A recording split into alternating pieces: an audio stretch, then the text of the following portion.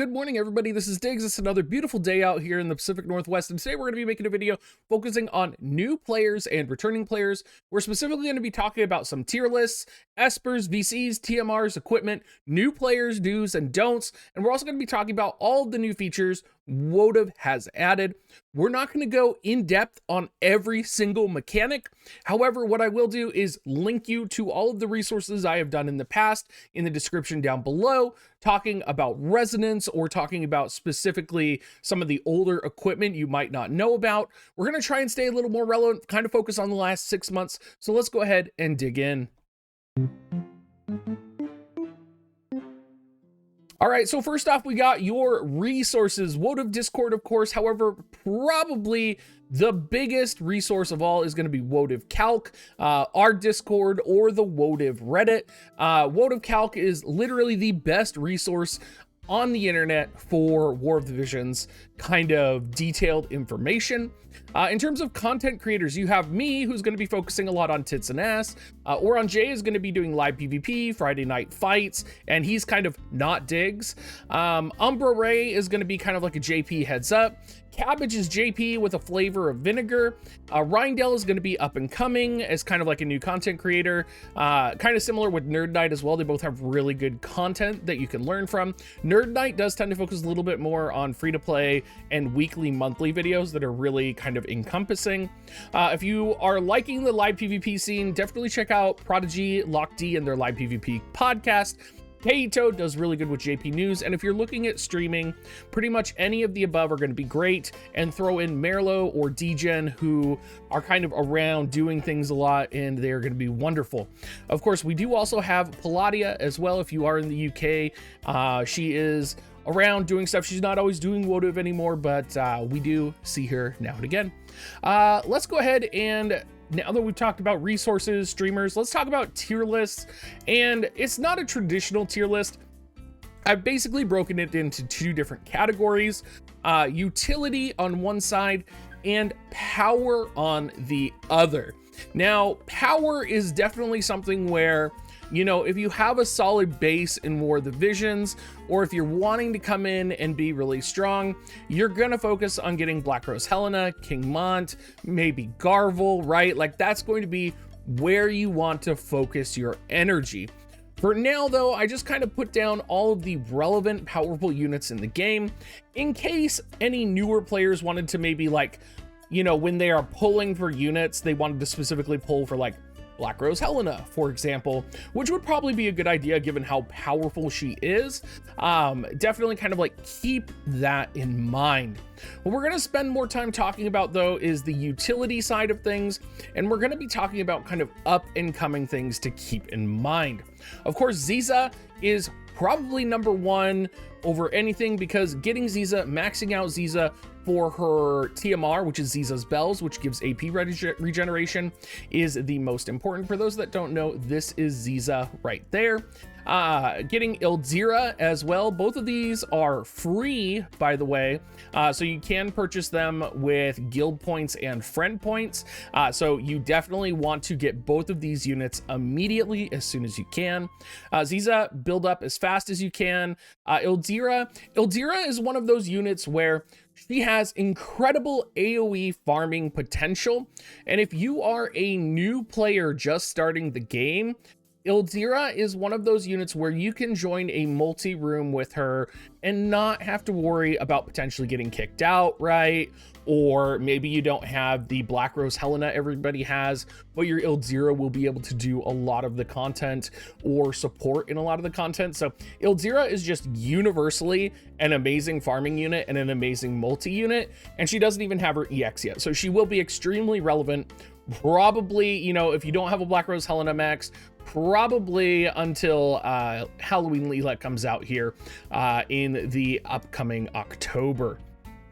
In terms of other utility, Dark Slash is always going to be important, and I always put Venera in here. I feel like Venera is one of those units that you're just always going to want to have leveled, because you do get Shadow Links for free.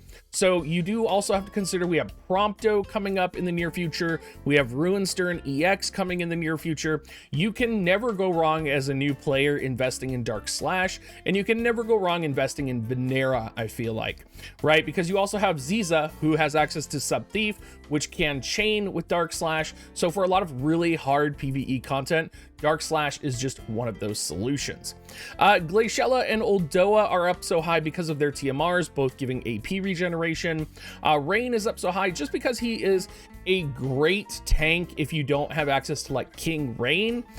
There is kind of the offside that you do have to get a sword in tower, but he also has a pretty good TMR, which gives spirit up for the party. So he's not the worst unit you could invest in. Ayaka is in a very similar boat. Ayaka's an amazing healer, but she's no Yuna, right?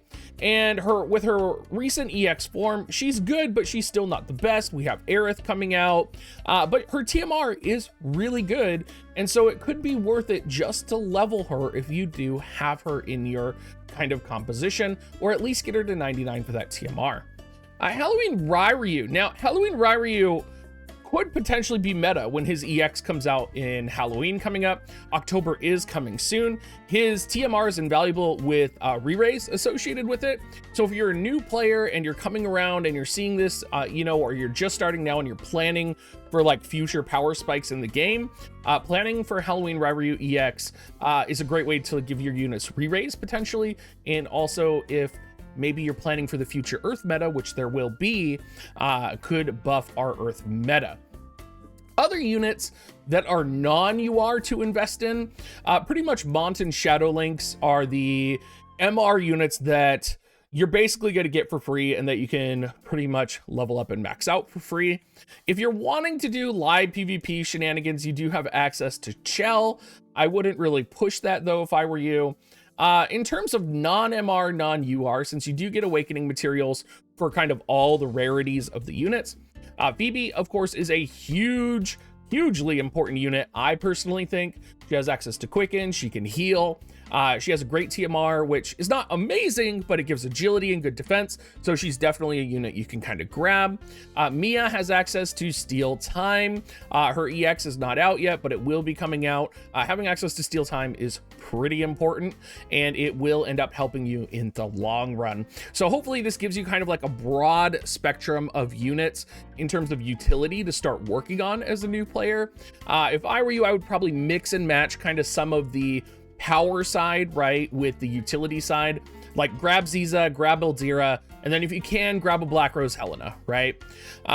In terms of what's coming out in the near future, Halloween Leela EX will be coming out in the near future, and no doubt that will be very powerful. Halloween Ryryu with his TMR is going to be coming out, and there's a lot of Earth units coming about 4 months down the road from when this video is being made. So Earth will be a very powerful element. We also have Victoria EX coming out, which is something to keep in mind just because Victoria has always been a great versatile brawling unit for me. She's a very powerful limit break with charm. I think you can never go wrong with leveling Victoria. Ice Lance is pretty readily available, which is a great weapon for her. She's just one of those units that's easy to build and will, treat you right.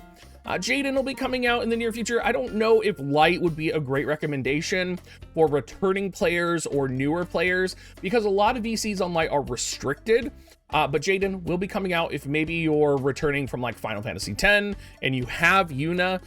You could potentially look at like building into some type of light magic composition in the near future. Christmas Mashery is going to be coming out with her EX form as well. So maybe you grab like King Mont or something in your initial pulls and you have Rain. You can throw Christmas Mashery in there. You can make something work with the fire composition if you're a newer player. You might not be meta, but she is going to be very powerful. And then of course, Ruinstern EX will be coming out in the next couple weeks here. And he will, of course, he is an amazingly powerful Dark Slash unit.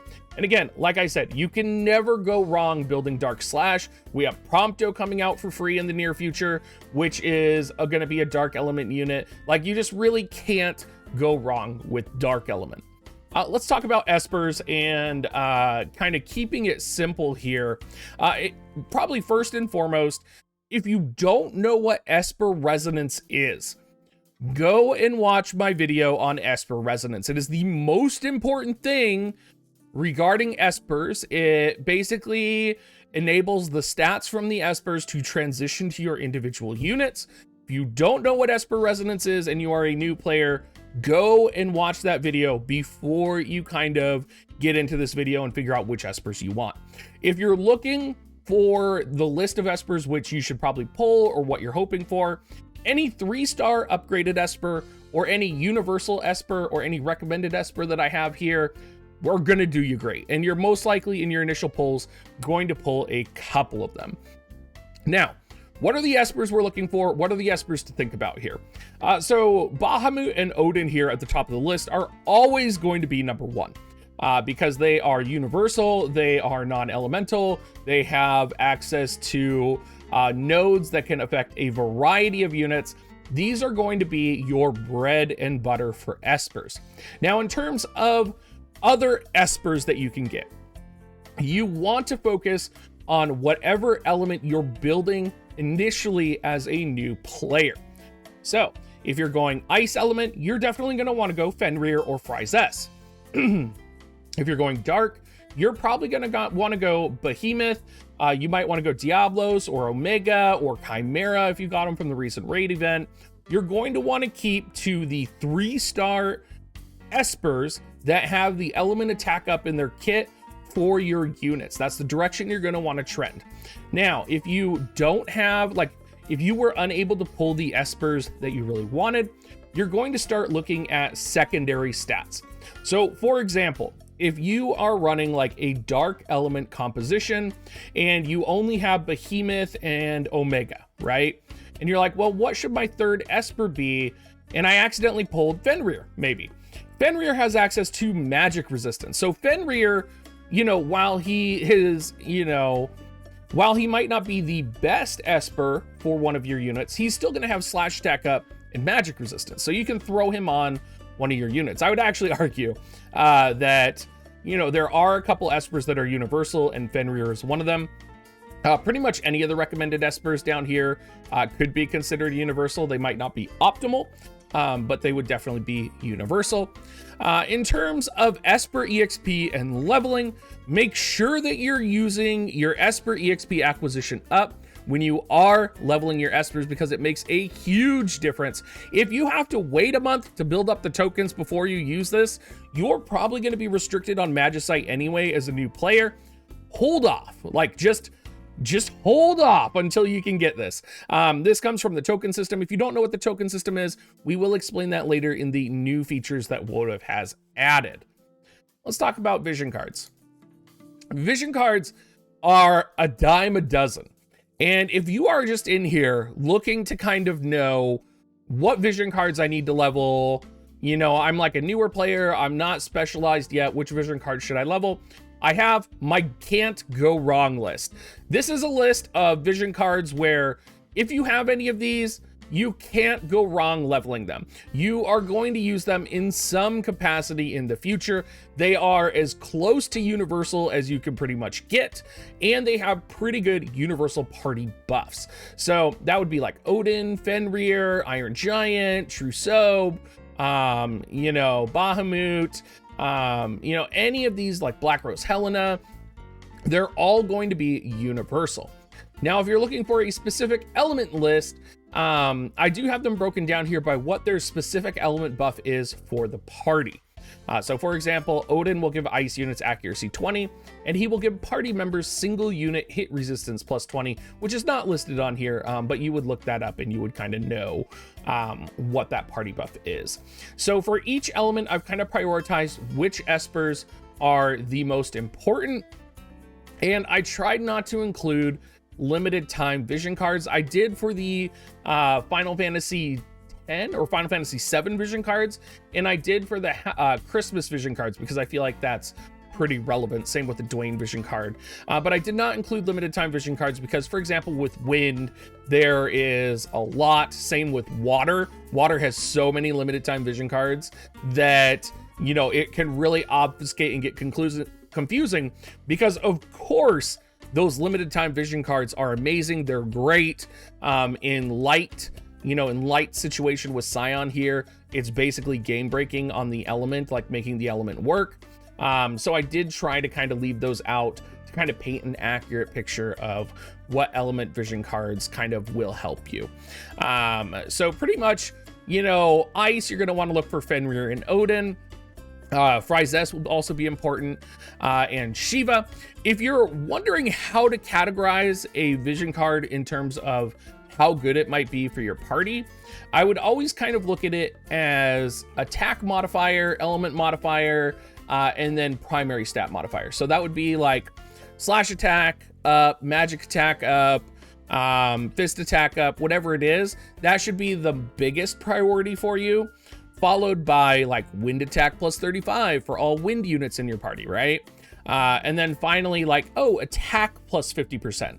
And part of the reason for that is when you get vision cards that are like attack plus 50%, they're only going to be modifying the base stat of your unit.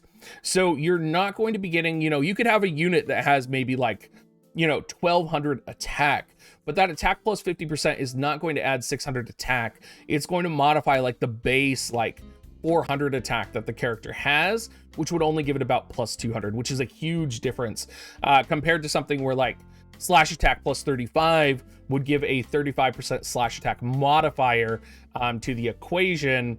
And there, there's complications like that you have to consider. But this what you really like, I could get into slash attack modifier and like element modifier right now, but that would be just way too confusing, probably for a new player or returning player.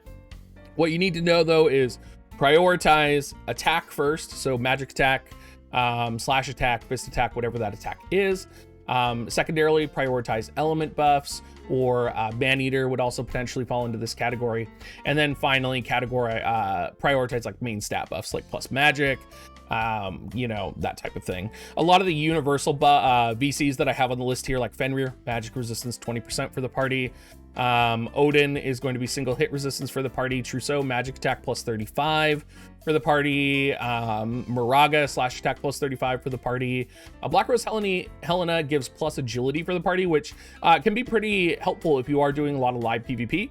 But there is just a lot that you can consider when looking at vision cards. And so you do have to consider what composition you're going to be running, what party is going to be best for you. And I tried to kind of put together a universal list here. There's a lot more vision cards than what I have listed. But hopefully kind of looking at this list, you're going to be able to say, okay, I have a couple of those. I'm building fire element. I can see, these would be some good fire element vision cards to start. And I will upload this picture in the description down below so you guys can kind of look through them and kind of find out which ones are going to be pairing really well with the elements that you have. And hopefully that will help you. Let's go ahead and get into TMRs now. TMRs are pretty much, not much has changed in the world of TMRs and necessary TMRs, probably for a lot of returning players. For any new players, you're going to hear Xiza's bells nonstop from players. You're going to hear Uldoa's apron. You're going to hear the White Wolf's armor from Glaciella. Those are the 3 TMRs that increase AP pretty substantially. There is a few newer TMRs, like 2B's TMR, which gives AP percentage up gained when you do use abilities. There's also the TMR that recently just came from Summer Kilfay, which does increase AP, but it only gives plus 20 AP, which I'm on the fence because you can use it twice, but I'm on the fence that it's actually as good as Uldoa's and Glaciella's, plus she's a limited unit, so I didn't throw her on here. But there's a lot to consider, and the list hasn't really changed. Phoebe's TMR, really good for plus agility, easily acquired. Mon's TMR, good for AI manipulation, also buffs agility, and I believe it can stack twice. Medina's TMR, Medina is a free unit that everybody gets, and so it's going to be really easy to take her to 99 and get this TMR. Great for AI manipulation. It's a really powerful raid buff and PvE buff. Definitely just one of those TMRs where, kind of like Mon's TMR and Phoebe's TMR, like you're going to get these units anyway. You might as well just max them out and grab those TMRs because they're great for beginners and they're great tools in kind of the wide view of things. Rain's TMR, if you do get Rain, great AoE spirit buff. Ayaka's TMR, great status ailment dispelling, and gives kind of a defensive barrier. Zombie Ryu, he is coming out soon, or he will be returning with Halloween. So you do want to grab it. It gives re-raise, probably one of the most powerful TMRs in the game, next to Xiza's spells. And then I actually put Lucia's TMR here just because it has the highest plus agility in the game. I think it's viable. I think you always want to have different TMRs with different agility values. The reason you want to do that is because agility tuning is a thing where you want your units to act in a specific order, and that order is very, you know, it can be dictated by the amount of agility pieces of gear that you have. So the fact that Lucia has the highest plus agility gear in the game is pretty relevant right now. In terms of equipment, there is a lot to talk about with equipment. I'm only going to talk about what's kind of come out in the last 6 months that's really relevant. If you are a newer player and you want like a general equipment overview video, I did put that link down in the description below, where I kind of went over all of the previous equipment that's good and relevant. A lot of that will probably apply to you, but there's also a lot of equipment that's come out in the last 6 months that's really powerful and really relevant right now that I did just want to touch base on with the new players. Some of this is acquired through raid only, or Trials of Reckoning only, and I'll note that. But let's go ahead and talk about some of this equipment. But before I even jump into it though, the new equipment enhancement feature to make the +5 equipment can be pretty confusing for players. So I am going to cover that in the new features section. So if you're having problems, or if you're coming to this section trying to figure out how to enhance your equipment or how the batch enhancement feature works for equipment, definitely just jump to the new features section and I will have that kind of probably segmented for you at the end of the video. But relevant equipment, anything with disable resistance is going to be important because Dwayne disables. So having anything that can disable that or counter that is relevant. So we have Defense Breaker, and we also have the helmet up here that both have it. Raid rewards, but they are still very relevant. Defense Breaker comes back quite a bit. So if you see it, just grab a couple of them, max them out as quick as possible. Even if you're a new player and you see Defense Breaker in the raid and you're like, I can't do this raid, you can probably get to level 50 and grab like a level 1 version of it, because the +1, +2, +3, +4, +5 does not affect the resistance on the gear. So you can max level it and have the max status ailment resistance. Maybe you won't have the bonus perk that's on it, but a lot of the times it's that status ailment resistance that is the most important for types of gear like this. Galmia Cloak is also a raid piece of gear, gives magic +30%. We have Hermes Sandals, which is a live PvP piece of gear, has been around for a long time, gives plus agility. You can also get plus evasion on it. If you're playing right now, there is a bonus to live PvP points currently, and you do get free versions of this from participating in class match, so definitely go in there and get those. Ribbon is a Trials of Reckoning piece of gear that does stop, and slow. It's very relevant, but it hasn't returned to the game in quite a while. We're overdue for a Ribbon Trials of Reckoning event, and we kind of really need it back. Soul of Talmasa, another raid piece of gear, gives magic up and silence immunity. This is very similar to Defense Bracer, where this shows up in the raid shop quite frequently. So you are going to be getting this quite frequently. Again, you only need 1 or 2 versions of this, right, for the plus magic and the silence immunity. The +5 version does give a little bit of other bonuses, but again, for that silence immunity, which is probably the most used aspect of it, especially if you're trying to push some harder content, something to keep your eye out on. All 3 of the rings, water, fire, and light, these come from Tower. So when Tower comes around, you want to make it your priority to get all 3 of these. If you don't have Rain, you'll also want to get Rain's Sword from Tower. We do have the little white flan pudding here. This is also a raid item, which gives a variety of status ailment resistances. So this is going to be like poison, paralyze, confusion. There's a couple others on there, but very relevant. And again, just like the others, we see these repeated in the raid shop again. I should say too, on JP's 1.5 year anniversary, they did have like a raid refresh where they put all of the raids available for players. I don't know if we're going to get that, but might be an opportunity for you. We have the latest magic cloak, basically, or the mage's clothes as it's called originally. It's called mage's habit right now in global. I'm going to call it mage's clothes because that's what it should be, I feel like. But it has Mag Plus and Slash Resist, which I think are really good. This is currently farmable right now. If you're going to run magic units and you don't have access to Galmia Cloak, definitely a great opportunity to go and farm this. You're going to see Pod a lot. Pod adds agility and single hit resistance. This came with the Nier Automata banner, so keep that in mind. We did just get word that there is a new Nier Automata event coming on JP pretty soon. So there will be an opportunity probably in the next couple of months to grab this again. And it is probably one of the best accessories in the game currently. Spine Blade. We'll be seeing a lot of. It gives defense penetration 20. It's a okay piece of gear. I think people overvalue how good it is, especially considering we have so many elemental swords out there right now. But you will see a lot of this, and you will see players using this. Blind resist from the glasses. This is, again, this is not a raid piece of gear, I believe. I believe this is just a farming piece of gear. But we don't have very much access to blind resist, so you can grab it from there. Any elemental sword is going to be best in slot for those elemental units. So we have gotten over the last couple of months a fire sword, a light element sword, Brotherhood, which is a water element sword. We also have gotten the new Buster Sword for Cloud, which also Shootselt can use.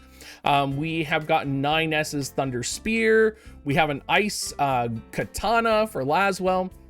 And we've also gotten the Prunus Lamina, which is a light and thunder element staff. So any situation, I actually was reading Facebook in one of the WoTV groups where I am kind of like ninja reading stuff as I'm going through. And I had people being like, why would you get the Buster Sword if you can use the Golden Blade on Cloud? And I was like, oh my God, stop. Nope, Buster Sword's way better because the Buster Sword has plus 30 lightning attack, right? So not only does it have the plus slash attack bonus on it, it also has the plus 30 lightning attack, making it a crazy enhancement to Cloud and Shootzelt's damage because they are both lightning element. So there is a lack of understanding, I think, from a lot of new players on why maybe an elemental sword would be more powerful. Just know, get the Buster Sword for Cloud and Shootzelt. If you do have Cloud and Shootzelt, please. God have mercy, please.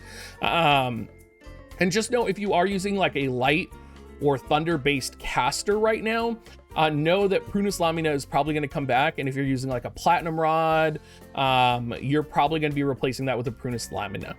A lot of people get caught up with Sleep Blade still, when actually Lohengrin is the best magic sword in the game.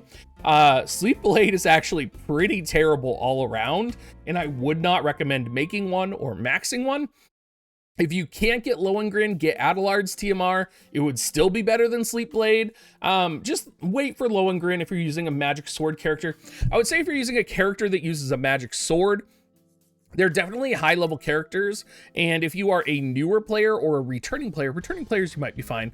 But if you're a newer player, you might be using them wrong. And I don't mean that in a kind of offensive way, but magic sword characters are very complicated to use. And you have to know what the right modifiers are for their attacks. So if you have any questions about that, if you want some specifics, you can ask below down in the comments section if you don't know what I mean by that. Otherwise, kind of just hang tight, and I would maybe switch your characters around a bit. Tidus's necklace, very big piece of gear right now that is kind of making its way around the community from the Final Fantasy X event. Great magic resist, great spirit, good critical damage up on it. You're going to see this a lot. You're going to see this recommended a lot. This was from the Trials of Reckoning for Final Fantasy X. Great piece of gear. If this ever comes back, you're going to want to farm a couple versions of this. Before we actually open up my version of the game and I kind of go over all the new features WoTV has added, I do want to just go over some quick do's and don'ts and some quick saves. Probably number one thing you want to do is save your materials and do not level your units kind of willy-nilly. You want to have a leveling unit plan. You do not want to use your rainbow broadstones, we call them weed here, your weeds. You don't want to use your rainbow stones. You don't want to use your rainbow balls. You don't want to use your vision card awakening materials. until you have a real plan. A lot of people might not even realize that these rainbow broadstones, there's actually MR, SR, R, and N versions of these for all of the different rarities of units. So if you're using a rainbow broadstone on, say, leveling Mont, you could have used an Azure broadstone to level him instead, and you kind of wasted a material. So really make sure you know what you're doing. Don't take any units that are MR above 99. You should only be doing that if you have a very specific plan in mind for that unit. There are very few MR units that are worth it to level up to level 120. I could count on my finger probably less than 5 would be good to level. I think Mont would be the only unit I would say everybody should get to 120. Even then, just getting Mont to 115 so that you save some of the materials for your other units, probably the best idea. Other than that, like I said, don't EX a unit. Don't whale until you understand Visior prices. If you don't know, like if you're spending money on this game and you don't know what's best to purchase, come to my stream. Come to anybody on Twitch's stream, Merlo or on Jay, me. Just go into the chat or come onto my Discord and ask me, and we will absolutely just kind of let you know. There are a lot of traps, and you don't want to fall for some of the traps that are available. There's a lot of traps, especially right now with Final Fantasy VII Remake coming out, to try and like grab, like to make you spend money and make you think you're getting a good deal when really you're not.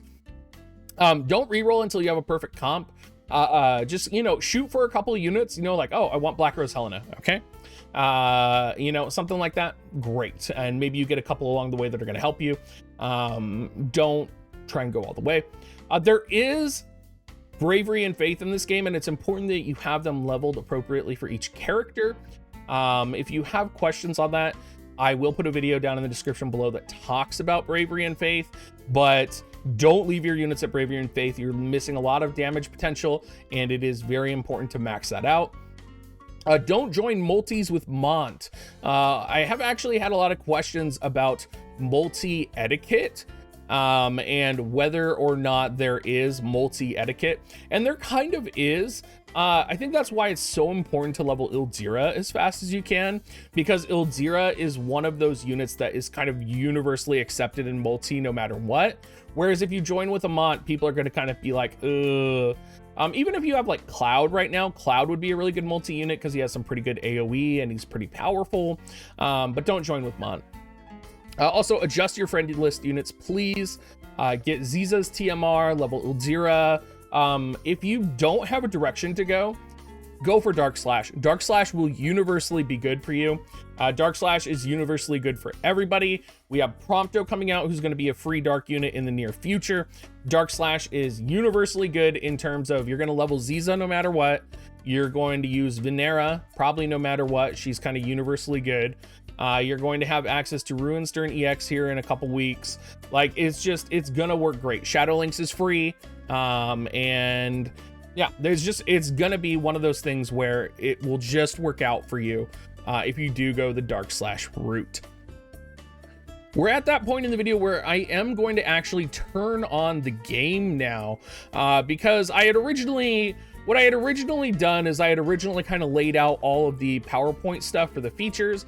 And I think what I need to do is actually just go through all of the individual systems that have come out by actually showing you them in game, because I think there is enough systems that have come out that there's going to be kind of a substantial conversation to have over this, and I want to make sure I cover it in depth because people are probably going to have a lot of questions. First and foremost, the token system. So the token system came out recently. Basically, every month you have these missions. So do your hard quest, clear your guild chamber, you know, craft equipment, do arena, where you get these tokens. So right now you can earn September tokens. So when September comes around, you're going to be able to cash in the tokens to get specific benefits. You can get Esper EXP up. You can also get item sell price up. These are really important. And so if you are leveling your Espers, very important for you. hold off until September or until the beginning of a new month. Make sure you get a lot of these tokens. You can get enough tokens for this just by doing the daily rewards. And if you're actually just like in here looking, you'll probably get it. But make sure just before you level up your Espers, you are coming in here and doing this. Very important. So if you're starting, I'm not sure if you get the free like 60 when you're a newer player. If you do, dump it into Esper EXP because that's critical. One of the other features that has come out here that people are going to be most likely interested in is the Soul Star system. So if we go to the shop here, and we'll talk about all the different shop changes right now as well. Basically, every time that you do pulls now, you do get Soul Stars. And Soul Stars, they have their own Soul Star shop down here. Are basically exchanged for shards with units. Limited time units are on here too. You can only exchange with shards up until 600. So if you're getting Mind Spheres for your units, you cannot get Mind Spheres from the Soul Stars. You also have Vision Stars as well here, so you can get, you know, Tifa shards or whatever it is that you need. But every time you pull a unit, you basically get a certain amount of Soul Stars as long as there are Soul Stars on that banner. Now you can exchange the Soul Stars. The first 20, you can only exchange one. The next 22, next 23, 4, 5, up to 10. Personally, I think it's worth it to go up to the 5 mark for all of these. If you're a newer player, you might just kind of want to have a couple units specifically focused and just grab as many of these shards as you can. This is one of those systems that, you know, it was very divisive when it came out, but it's kind of here now. It can be nice. If you're a newer player, it's really good for you because you can get different shards for different units at a really low cost. Or you can max out like a vision card for free potentially. But it is just one of those systems that kind of adds to the game a little bit and lets you kind of specialize and catch up quicker, right? While we're also talking about that, let's go to the Soul Medal and let's talk about the Mindsphere Shop. The Mindsphere Shop is not listed as a generic shop. You have to go to the UR Soul Medal exchange and then you have to click right here. And what this does is this triggers the Mindsphere Shop. And the Mind Spheres are exchanged very similarly to kind of how the Soul Stars work or the stars work, where, you know, the first 50 you exchange 5 UR Soul Medals, the next 50 you exchange 6 UR Soul Medals, and this is going to be mostly for returning players who might have, you know, Soul Medals left over, but definitely something to know and think about and plan for. And also, if you have any of the MR Soul Medals, like you could potentially EX like Shadow Lynx, who's one of the few MR units I would recommend. You know, you could potentially come in here and do Phoebe if you really wanted. Again, I wouldn't recommend that for newer players, but if you're a returning player, you know what you're doing, you know you need like Shadow Lynx 120 for your Dark Slash composition, then absolutely get in here and do it. Also, I mentioned it in the tier list, but if you did not know, there are actually units available now for friend medals and guild medals. You can get Ildyra, Mastery, and Ketone. You can also get 10 of their shards daily, so make sure to check that out. The friend medals also has Medina in it, so very easy, very quick to max. Nothing in the arena in PvP medals. The arena medals do have some good vision cards, so like Solidus, Vow of Love, and Secret Orders, so that would be a really good place for you to start. The guild medals, they have Xiza, which is your most important #1 priority, and then they have Whisper and Luartha. I could get behind leveling Luartha as long as you have enough things to farm Xiza's daily. But again, do Xiza first, and then probably Luartha, just because Luartha has access to like quadruple shot, which could be really helpful for some of your chain missions if you're a newer player. Let's talk about the far plane, because the far plane has changed a bit as well. The far plane has had some new missions added to it, so we do have select quests now. What a lot of people do not know about select quest is that there is monthly rewards. So there are now monthly rewards in the game. And we'll come down here and you can see that the Azure Stone here, you can get once per month. You can get the Rainbow Stone once per month. You can get Earth Fragments of Thought up to 50. You can get Earth Awakening Prisms up to 100. And this is the same for all of these select quests. So if you want some free materials, definitely check out the select quests. And there are also free materials in the Alchrist farming stages for the missions. So we did get Alchrist Mission 6 added. So Alchrist Mission 6 is going to add these Wind Alchrist statues. However, you can also get some Blossoms of Paradise. So this is 1 Blossoms of Paradise per kind of batch, right? So for all of the Alchrist missions, you can only get 1 Blossom of Paradise. However, there are more Blossoms of Paradise in the Red Room farming. So if you come in here and you look at the Red Room farm, you can see, oh, sorry, wrong Red Room. Has to be the new one that was added, the Brutal Training Chamber. You can see that if you come down here and you click next, this also has some blossoms that you can get. This also has some nameless hero memories you can get. So you can grab those once per month. It's an easy way to get 2 free kind of weeds that you can add to your composition. And it's a great way to kind of slowly build up your account too.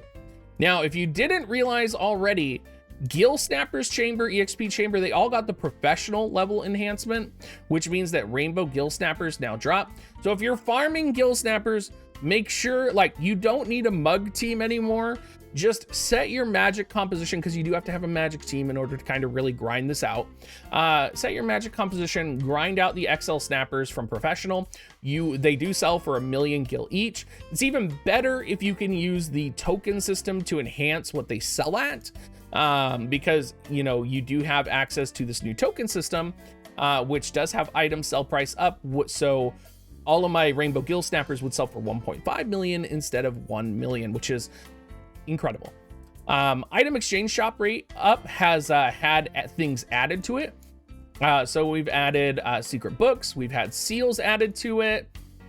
We've had all the element Alchrist, which I think have already been there, but the awakening prisms, element fragments of thought, element awakening souls, those have all been added. So that is pretty important. In the hard quest farming, if you come into the hard quest list, we have a hard quest list now, which you can set favorites and you can find which hard quests you want to auto farm. Besides this though, there are also Vision Quest hard quests now. So you can see down here, you get 6 of them per day. You can't favorite them yet, but you just come in, you know, you look at the missions, you try and find the one that you're working on. It's a little bit of work, but you can see not only is this like good free source of Isior, but if you wanted to like focus on Birth of New Life, you could do this and you could get some of their shards every day. Important note as well, you can get a lot of orbs of envisionment, which are the new kind of vision card awakening material, which is really important. So a lot of people, you know, if you're having trouble leveling your vision cards, this would be an easy source for a lot of kind of new vision card enhancement for you. So very important there.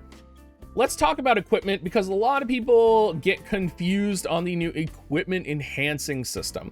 So, you know, WoTV has never had the most, you know, relevant equipment enhancing system, but let's just go to Mage's Habit here and I'll give you. So this is the new crafting system. It can go up to +5, and you'll notice here that it's telling me I don't have enough. And there's a couple things going on here. It's telling you you need these materials to make it. So I'm clearly missing these pure threads, right? But then if you have all of this good, a lot of people don't realize you can stroll down, and this is the amount needed for awakening. So the amount of pure thread I need is actually 1890 plus 540, because I need 540 thread in order to awaken the piece of gear. So, or the pieces of gears, right? So that's important to consider. It's also important to know, if you're crafting and you want to use like a previous +3 version of the item that you have to go into the crafting screen and you have to have use crafted equipment as materials. And it's important, if you have like a +2 longsword, if you want it to be used, you have to have it +2 level 20. If you had it +2 level 0, it will not recognize that you have a +2 level 0 longsword in your equipment, and it will just straight up ignore it and not realize it. So you have to have it level 20. If it's a +3, it has to be level 30. If it's a +4, it has to be level 40. if it's, you know, any of the above, just make sure you have it leveled. You can use it if it's over leveled, but just make sure, and just remember you have to click this little check mark here. A lot of people get super confused about this, and it's not that complicated, but it's, you know, if you don't know going in and you're like, why the hell can't my piece of equipment be used? That is why. Finally, we do have some guild changes that have been added to the game. Probably most prominently, the Barracks has been modified so that you can actually get shards from your Barracks, and you can actually use this to acquire limited time unit shards. So you can see here I'm getting Cloud shards, Tifa shards, Rosa shards, Kane shards, Killface shards. You can prepare for the future. So you can see here I actually got 4 Final Fantasy 14 Mindsphere, or Final Fantasy 4 Mind Spheres. So I'm actually preparing for the future whenever the EX units come out. You can also modify your unit's faith in the Barracks now. Popping out here, you also have the addition of guild quests. If you are in a guild, very important to do these, and it's important to note that these can be min-maxed. So you are going to want to put your most powerful team in here in order to clear this every day. I believe it's like 100, 70 and 50 or something that you can get from these. Just make sure you're hitting the cap amount of guild tokens that you get from these, and that's how you know you're going to be doing kind of the maximum amount of effort that you can kind of contribute. All right, is that everything? I think that might be everything, and I think we're at the end of the video. Anyway, everybody, I hope this video helped you. It's definitely a damn long video. If you are a newer returning player and you have questions, please drop it down in the comment section down below. If you are using the Amazon App Store version of the game, please use my affiliate link, dig.gs/coins, and make sure you're using the Amazon App Store version of the game, because you guys, if you go to the shop here, you get free Amazon Prime rewards, and you can't get it right now, but there are multiple UR unit select summon tickets coming if you are an Amazon Prime member. So you want to have that. And you want to be playing on the Amazon App Store version, and using Amazon coins does support content creators. So thank you so much for watching, everybody, and have a great rest of your day.